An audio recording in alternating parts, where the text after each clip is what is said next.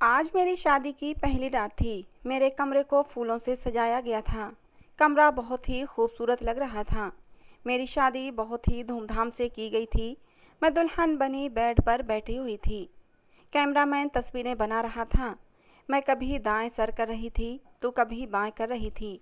मेरे लिए सब लोग अजनबी थे। हर चेहरा अनजान था। मेरा पति मेरे पास ही बैठा हुआ था। सब मोहल्ले वाले दुल्हन को देखने के लिए आए हुए थे।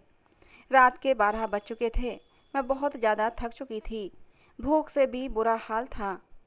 फिर धीरे धीरे करके सब चले गए तो कमरे का दरवाज़ा बंद हुआ। मेरा पति मेरे पास बैठा, कहने लगा, तुम ऐसा करो कि चेंज कर लो, तुम थक गई होगी। मैंने अपना शादी का जोड़ा उतार कर एक सादा सा सूट पहन लिया। मुझे इस समय बहुत तेज़ भूख भी लग रही थी। भूख की वजह से पेट में आग लगी हुई थी। लेकिन क्या करूं, मैं किसी से कह नहीं सकती थी। मेरे पति को मेरी थकान से क्या मतलब था। उसे तो बस सुहागरात मनाने की जल्दी थी। मुझ पर अपनी मर्दानगी का रौब डालते हुए कहने लगा, देखो, मुझे ज़्यादा तमाशा अच्छा नहीं लगता। मेरी बात कान खोलकर सुन लो। मैं बार बार ये बातें तुमसे नहीं कहूँगा। घर के सारे काम तुम्हारे जिम्मे हैं। खाना बनाने से लेकर झाड़ू पोंछा साफ सफाई सब कुछ तुम्हें करना होगा। तुम सुन रही हो ना? मैंने हाँ में सिर हिला दिया। मैं सोच रही थी कि मेरा पति मुझे कोई गिफ्ट देगा, कोई मोहब्बत भरी बात करेगा, लेकिन उसने तो मुझसे काम करवाने की जल्दी थी। शादी के दिन गुजर गए, हाथ में झाड़ू मेरा नसीब बन गई थी। शादी के नए नए दिनों में जहाँ लड़की अपने पति के साथ खूब इंजॉय करती है, सजती संवरती है, इधर उधर घूमती फिरती है, वो सब मेरे नसीब में नहीं था। मेरी किस्मत में तो घर की साफ सफाई करना, झाड़ू पोछा करना लिख दिया गया था। मेरी जेठानी इस घर की पहले से ही रिश्तेदार थी। मेरे ससुर के दोस्त की बेटी थी। लेकिन मैं तो गैरों से ब्याह कर लाई गई थी। मैं नई दुल्हन पूरे दिन घर का काम करती और जब थक कर टूट जाती तो रात को पति के नखरे उठाती। मेरा पति मुझसे बहुत सख्त लहजे में बात करता था। रात को डिनर हुआ, सब अपने अपने कमरे में चले गए। मैं भी अपने पति के पास बैठ गई और कहने लगी, शादी को 3 महीने गुजर गए हैं, आप मुझे कहीं घुमाने लेकर नहीं गए। मेरा पति मेरी तरफ देखकर कहने लगा, घूमने मतलब कहाँ जाना है तुमने? उसने इतने रूखे शब्दों में पूछा कि मैं डर गई थी। मैं कहने लगी, आप क्यों इतने गुस्से से मुझसे बात करते हैं? पति ने टीवी देखते हुए कहा, जाओ मेरे कपड़े प्रेस करो, मेरा दिमाग ख़राब मत करो, मैं सारा दिन का थका हुआ हूँ। मैं अपने पति के पैरों की तरफ बैठ गई। अच्छा चलें, आप लेट जाएं, मैं आपके पैर दबा देती हूँ। मेरा पति लेट गया, मैं उसके पाँव दबाने लगी। मैं पति के पैरों को अपनी गोद में रखकर सोच रही थी कि मैंने शादी से पहले बहुत दुख देखे थे। मुझे मोहब्बत चाहिए थी, आपका साथ चाहिए था। आप क्यों मेरी आंखों से मेरा दर्द समझ नहीं पाते? असल में मेरी माँ नहीं थी, सौतेली माँ के साथ पलकर जवान हुई थी। और सौतेली माँ कैसा सलूक करती है, ये मुझे लिखने की और बोलने की ज़रूरत नहीं थी।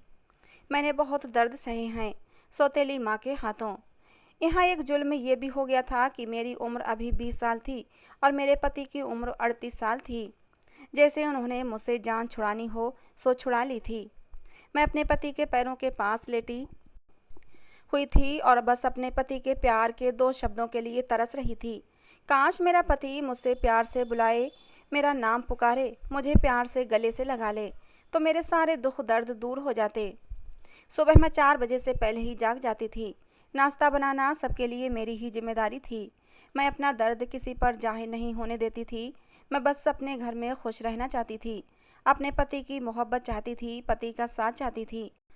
बस कभी थकान की वजह से बर्तन न धो सकती या झाड़ू टाइम पर न दे पाती तो सास मुझे ताने सुना देती थी। लेकिन मैं अपने होठों को बंद ही रखती थी। अपनी सास की किसी भी बात का जवाब नहीं देती थी।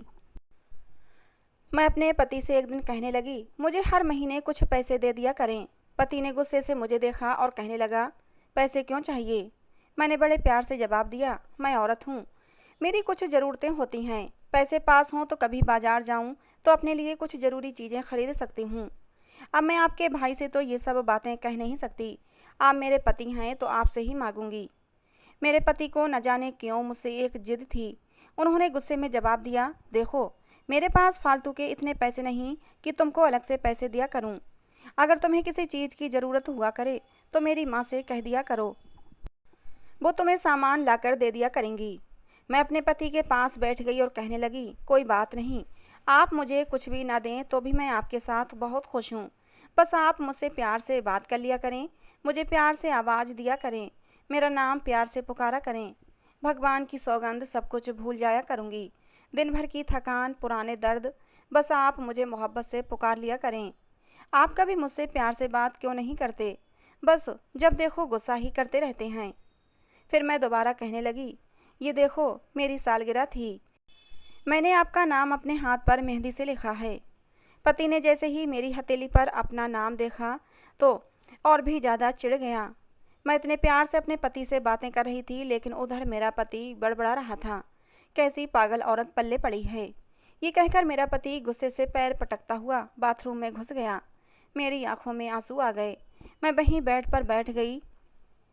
अगले दिन हमारे घर ईंटों से भरा एक ट्रॉली आया था। हमारा नया नया घर बन रहा था, गांव के रहने वाले थे, वहीं घर बन रहा था। मैं घर के कामों में लगी हुई थी जब मेरे पति ने कहा कि घर के कामों से फ्री हो जाओ, फिर मेरे साथ ईंटें अंदर रखवाने में मेरी मदद करना। मैं चुपचाप हाँ में सिर हिला दिया।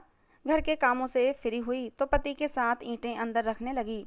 थकान की वजह से मेरा बुरा हाल हो चुका था, लेकिन मैंने जाहिर नहीं होने दिया। काम करते करते रात के 3 बज गए थे। दर्द से मेरा बुरा हाल हो रहा था, मेरे हाथ भी हिल नहीं पा रहे थे। मेरा पति तो सो चुका था। मैंने अपने पति को आवाज़ लगाई कि मेरे हाथों में बहुत दर्द है, मेरे हाथों पर बाम लगा दो।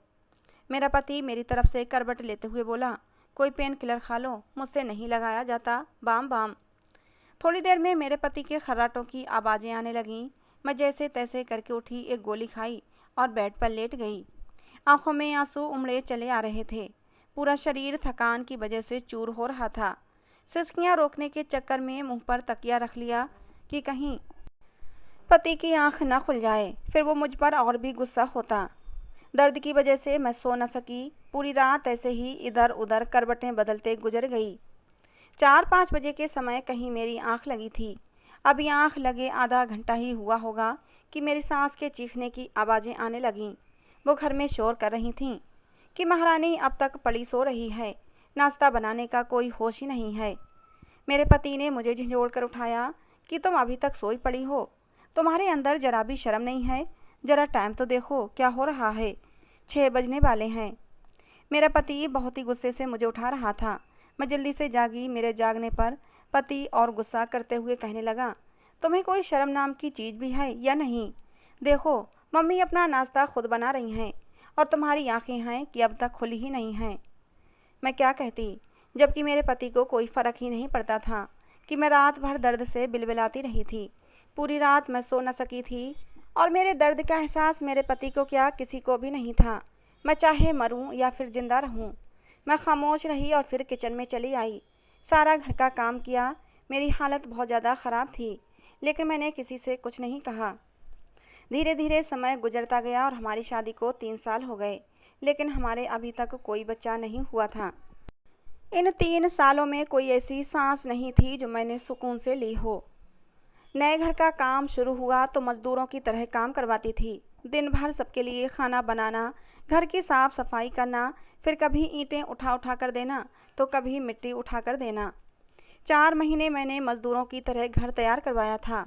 पति के साथ रहते हुए भी पति से दूर थी। दिन ब दिन पति भी मुझसे दूरी बनाने लगा था। दिन की दूरियां क्या बढ़ीं, रात में भी दूरियां पैदा होने लगी थीं। औलाद न होने के ताने अब मुझे दिन रात मिलने लगे थे। एक डर अब मुझे सताने लगा था कि कहीं मेरा पति औलाद की चाहत में दूसरी शादी न कर ले, और फिर मेरा डर सही साबित हो ही गया। मेरे ससुराल में अब मेरे पति की दूसरी शादी के बारे में चर्चा होने लगी थी। मेरी सास कह रही थी कि ये औरत तो बांझ है, तुझे कभी बच्चा नहीं दे सकती, तू दूसरी शादी कर ले। तब मुझे एहसास हुआ था कि कुछ तो गलत हो रहा है। मुझे एक डर सताने लगा कि कहीं मेरी सास सच में मेरे पति को मुझसे दूर न कर दें। जैसा भी था, मेरे लिए ये घर एक ठिकाना था।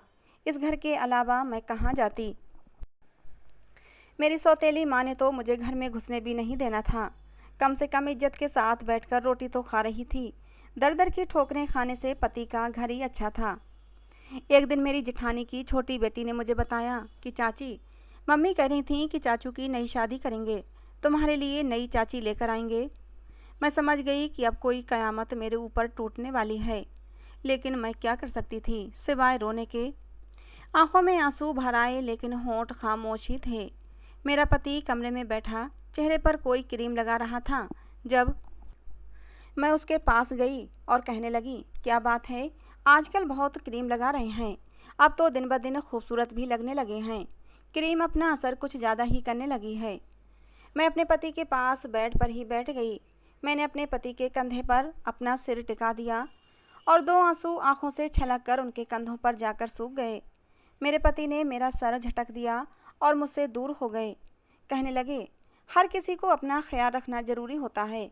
पौधों को भी अगर पानी न दिया जाए तो वो भी सूख जाते हैं और सूखे हुए पौधे किसी काम के नहीं रहते। मेरा पति कमरे से जा चुका था। मैं वहीं बैठी अपनी आने वाली ज़िंदगी की खुशियों की भीख मांगने लगी भगवान से। और फिर वो दिन आ ही गया जब लड़की वाले मेरे पति को देखने आए। मेरी सास ने मुझसे कह दिया था कि तुम खाना बनाकर कमरे में चली जाना, मेहमानों के सामने आने की कोई ज़रूरत नहीं है। आने वाले मेहमानों से तुम्हारा कोई मतलब नहीं है। मैं समझ गई थी कि आने वाले मेहमान कौन हैं और मुझे भी उनसे मिलने का कोई शौक़ नहीं था। चुपचाप खाना बनाकर मैं अपने कमरे में चली आई। जब से मेरी माँ मुझे दुनिया में छोड़कर गई थी, मैंने अपने दर्द को छुपाना सीख लिया था। दूसरों के सामने मेरे चेहरे पर हमेशा मुस्कुराहट रहती थी, लेकिन जब भी कभी तन्हाई मिलती तो अपनी माँ को याद करके रो लिया करती थी। अगर आज वो मेरे पास होती तो मुझे इतने दुख नहीं सहने पड़ते। मेरे पापा तो जिंदा थे, लेकिन उन्हें मेरी कोई परवाह नहीं थी। बस यही गम सताए जा रहा था कि अगर मेरे पति की दूसरी शादी हो गई तो फिर मेरा क्या होगा। नई पत्नी के आते ही मेरा पति तो मुझे धक्के देकर इस घर से निकाल देगा। फिर उसके बाद मैं कहाँ जाऊँगी, क्या करूँगी। मेरी सौतेली माँ तो मुझे कभी भी अपने घर में कदम नहीं रखने देगी। और फिर वो मनहूस दिन भी आ ही गया जिसकी मैंने भगवान से रो रो कर दुआएं मांगी थीं कि काश वो दिन कभी ना आए। मेरे पति की दूसरी शादी हुई, वो नई पत्नी ले आया और अब उसी कमरे में अपनी नई पत्नी के साथ रहने लगा जिसमें कभी मैं रहती थी। मुझे एक छोटा सा अलग कमरा दे दिया गया। इस घर में महारानियों की औकात तो कभी नहीं थी, अब तो और भी ज़्यादा नौकरानियों से भी बुरा बना दिया गया था। दूसरी पत्नी के साथ मेरा पति बहुत खुश था। उसके साथ बहुत ही प्यार से बात करता था, उसे घुमाने के लिए बाहर भी लेकर जाता था। पता नहीं मेरी किस्मत ही क्यों ख़राब थी। माँ बाप के घर भी खुशियाँ नहीं मिलीं और शादी के बाद पति के घर भी खुशियाँ नसीब नहीं हुईं। मेरा वही काम था, दिन भर घर के काम करना, दूसरों का ख्याल रखना, लेकिन मेरा ख्याल रखने वाला कोई नहीं था। मैं धीरे धीरे बीमारियों की चपेट में आती जा रही थी। जब दिल परेशान हो, खुराक भी अच्छी न मिले तो शरीर कमज़ोर हो ही जाता है। मैं धीरे धीरे बहुत ज़्यादा कमज़ोर हो चुकी थी। अब तो मेरे सर में भी दर्द रहने लगा था, लेकिन मैं कहती तो किससे कहती। मेरा पति तो अपनी नई पत्नी के साथ खुश था। सर में तेज दर्द होने के बावजूद भी घर के सारे काम करना पड़ते थे। नई बहू के सब नाज नखरे उठाते थे, लेकिन पुरानी की तो कोई इज्जत ही नहीं थी। सब उसे घर का फालतू सामान समझते थे। अब मेरे अंदर और ज़्यादा दुख सहने की हिम्मत नहीं बची थी। मैं धीरे धीरे मौत के करीब जा रही थी। और फिर एक रात मैं अपने कमरे में सोई हुई थी। सर में आज बहुत ही तेज़ दर्द हो रहा था, किसी भी पल चैन नहीं आ रहा था। अब तो दर्द मेरी बर्दाश्त से बाहर हो रहा था। सर का दर्द इतनी तेज़ था कि मेरी आंखों से खुद ब खुद पानी निकलने लगा। मैं अपना सर दोनों हाथों में तामे चीखने लगी। सब अपने अपने कमरों में सोए हुए थे। दर्द इतना तेज़ था कि बर्दाश्त नहीं कर पाई। मैं अपने पति को आवाज़ें देने लगी, लेकिन मेरा पति तो अपनी दूसरी पत्नी की बाहों में सो रहा था। मैं वहीं ज़मीन पर गिर गई और तड़पने लगी। मैंने न जाने कितनी आवाज़ें लगाईं, लेकिन मेरी आवाज़ सुनने वाला कोई नहीं था। और फिर आखिर मेरी आवाज़ भगवान ने सुन ली। उसने मुझे अपने पास बुला लिया और मैं एक सुकून की नींद सो गई थी। ये दुनिया छोड़कर मैं चली गई थी। सुबह जब सास गालियाँ दे रही थीं तब मेरा पूरा शरीर बेजान पड़ा था। सास चीख रही थी कि महारानी आज भी नाश्ता बनाने के लिए नहीं उठी। पति ने भी आवाज़ दी, मम्मी मेरी पहली पत्नी से कहो कि हम दोनों का नाश्ता हमारे कमरे में पहुंचा दे। सास ने गाली देकर उठाया, मनहूस अभी तक सोई पड़ी है, कब तक उठेगी। लेकिन दरवाजे से ही चीख कर चली गई। अंदर कमरे में कदम नहीं रखा। फिर पति को जाकर बताया कि वो मनहूस तो अभी तक सोई पड़ी है। आज सब लोग कान खोलकर सुन लो, उसके कमरे में कोई भी नहीं जाएगा। दोपहर का समय हुआ, सब अपने अपने कामों में बिजी थे, लेकिन अभी तक पुरानी पत्नी कमरे से नहीं निकली थी। सास चीखती चिल्लाती कमरे में आ गई कि देखा, पहली पत्नी तो औंधे मुंह जमीन पर गिरी पड़ी थी। सास ने शोर मचा दिया, सब इकट्ठे हो गए। देखा तो उसकी पूरी बॉडी अकड़ चुकी थी। उसकी लाश को चारपाई पर रखा गया। उसके आंसू अभी तक आंखों से गालों तक आते हुए सूख गए थे। सब आपस में बातें करने लगे कि अचानक से कैसे मर गई। उन लोगों ने उसका अंतिम संस्कार कर दिया। उस घर में कोई भी आंख ऐसी न थी जिसने उसके लिए एक भी आंसू बहाया हो। अगले दिन से ही सब अपने अपने कामों में ऐसे बिजी हो गए थे कि जैसे घर में कुछ हुआ ही ना हो। कुछ दिन बाद नई बहू उसके कमरे की सफाई कर रही थी। तब उस कमरे से कुछ रिपोर्ट्स और कुछ दवाइयाँ मिली थीं। वो देखकर सब लोग हैरान थे। उसको तो ब्रेन ट्यूमर था और न जाने कब से वो ये दर्द सह रही थी। साथ में एक डायरी भी थी जिस पर वो अपने सारे दर्द लिखा करती थी। डायरी में कुछ लाइनें तो ऐसी थीं जिन्हें पढ़कर रोना आ गया था। डायरी में लिखा हुआ था कि मेरा पति हर समय मुझसे रूठा रहता है, मेरी तरफ देखता ही नहीं। आज मैंने सारा दिन मजदूरी की, पति ने मुझे ठंडा पानी पिलाया, आज मैं बहुत खुश हूँ। कभी कभी जब पति मूड में होता है तो कहता है मैं बहुत अच्छी हूँ, लेकिन पता नहीं फिर भी क्यों वो मुझसे दूर रहता है। आज मैं उसके लिए तैयार हुई, खुद को सजाया संवारा, लेकिन पागल ने एक बार भी मेरी तरफ नज़र उठाकर नहीं देखा।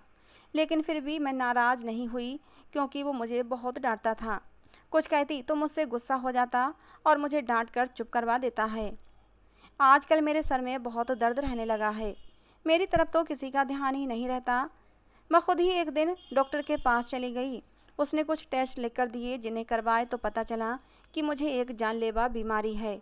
लेकिन मैं अपने पति को नहीं बताऊंगी, क्योंकि फिर मेरे पति परेशान हो जाएंगे।